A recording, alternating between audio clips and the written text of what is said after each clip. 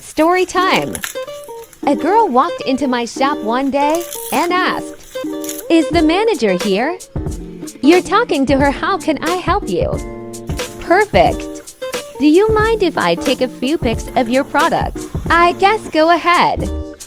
She proceeds to pull products off of display and take multiple pics. At first I was confused why she would take this many pics, but then this happened. She came up to the counter and placed a few items. "Ready to check out?" "Well, you picked some nice ones." "Yes, I know, I have an eye for cute things." "Okay, your total came out to be $320. Since you're a new customer, I'm gonna give you a nice discount." "Well, I was hoping so." She reaches into her person.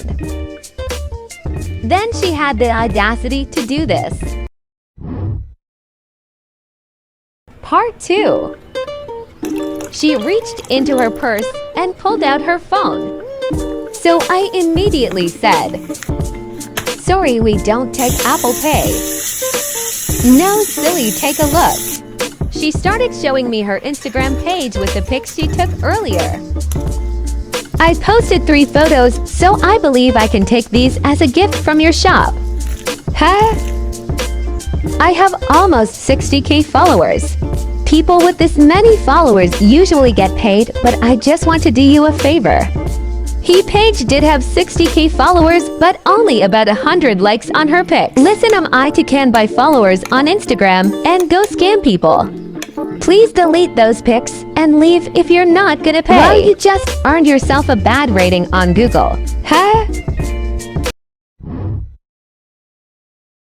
When I was in school, I was bullied a lot, and honestly, I don't even really judge these kids. I was weak, and they saw that, and as nature implies, they took advantage of it. Specifically, the neighborhood kids. I won't name any names. But I was kind of like just like the kid that was like around to like just be pushed around or picked on. Like literally one time we were even walking home and 2 of the girls were like walking behind me and like they were laughing really hard and I was like, "What's so funny, guys?" And they were like, "We were just like joking about pushing you in front of one of those cars." And like obviously I didn't laugh nearly as hard because all I could think about was dying. But this actually manifested into a series, a rivalry, if you will. I wasn't really down for this rivalry though, because again, like I was weird. I liked God, I liked reading, and I liked boys, but only boys that were in emo fashion. I was a simple girl and I did not cuss. And one day at school, the neighborhood girls came up to me and the leader of them, let's call her Alice. Let's call her Alice. Alice walks up to me and she's like, "So you think you're better than us?"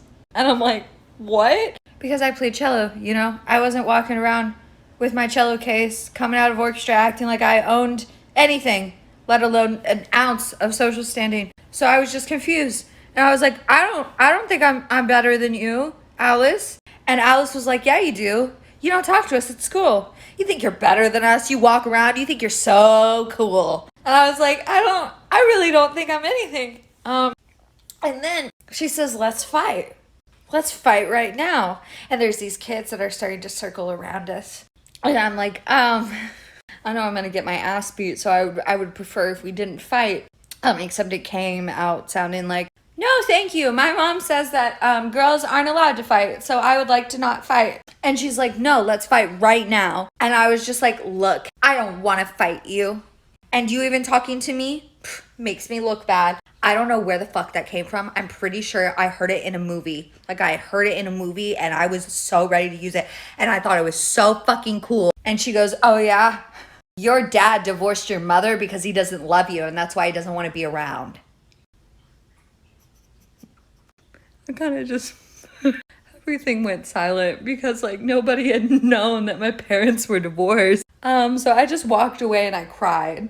Just in a corner 5 feet away, and everybody agreed it was a little harsh. And then fast forward to the 8th grade dance, she said something shisty to me. I don't really remember, but I think it was something along the lines that I looked fat. And so I decided to cuss for the very first time and I said, "What the shit, Alice? What the shit is wrong with you? What the Let me tell you about my day.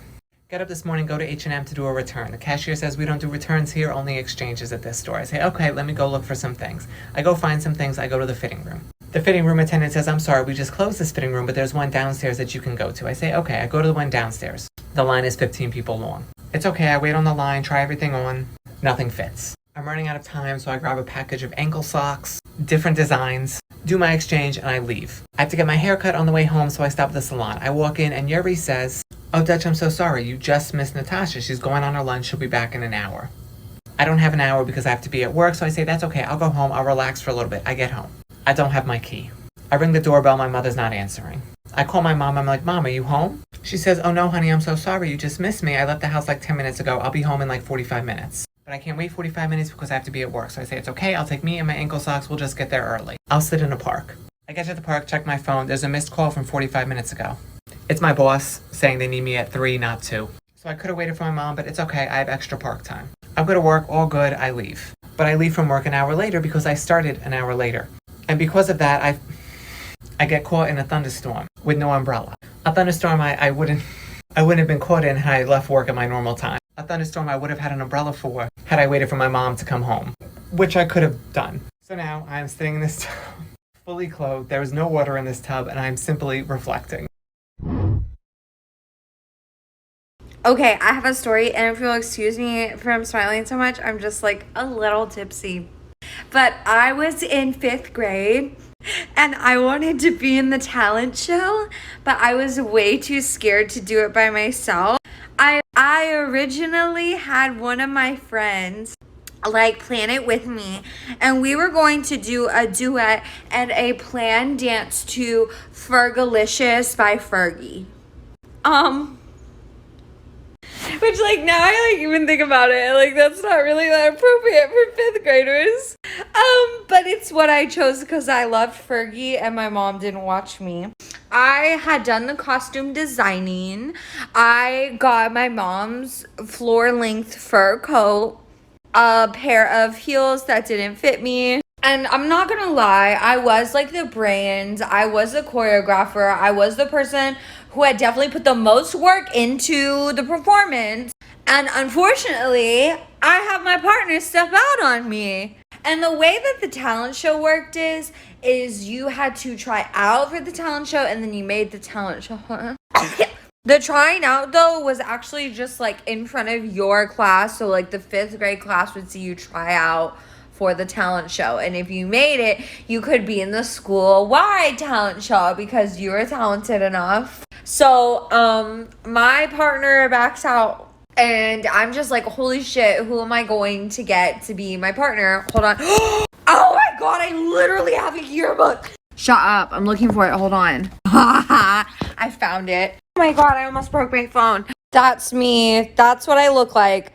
So imagine just this girl doing this before you see the story. And I called upon this girl. This was the neighborhood girl in my neighborhood. And I was like, look, girl, you're gonna have to perform Fergalicious with me. Do you have what it takes? And she was like, yeah, I'll perform it. We get on stage. This bitch doesn't know Fergalicious. I'm there with my entire fur coat, my big ass sunglasses, and I was new in town. I had just gone to the school like I just transferred, and this is my big debut. And I'm like in 5th grade, and I'm like, Fergalicious, I am promiscuous, and this body tastes delicious. Because again, I cannot stress enough, I did not have an active parent. And you know what she does? She abandoned me. She left me in my floor-length coat. And she made me finish Fergalicious by myself. And I didn't make any friends after that.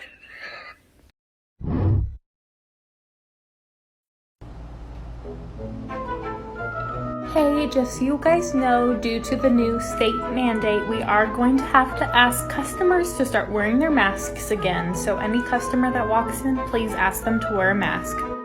Okay, sounds good. Oh, hey there. Hi, so due to the new state mandate, I do have to ask if you would be able to put on your mask today. Okay, well, I already had the actual COVID. I've had my shots. I've had everything. I have proof of everything. So I completely believe you. I'm so sorry. Unfortunately, it's just the new state mandate. I can't make an exception for anyone. So I do have to ask you to put the mask that's around your wrist on your face. Okay, but do you know it's illegal to even ask me that?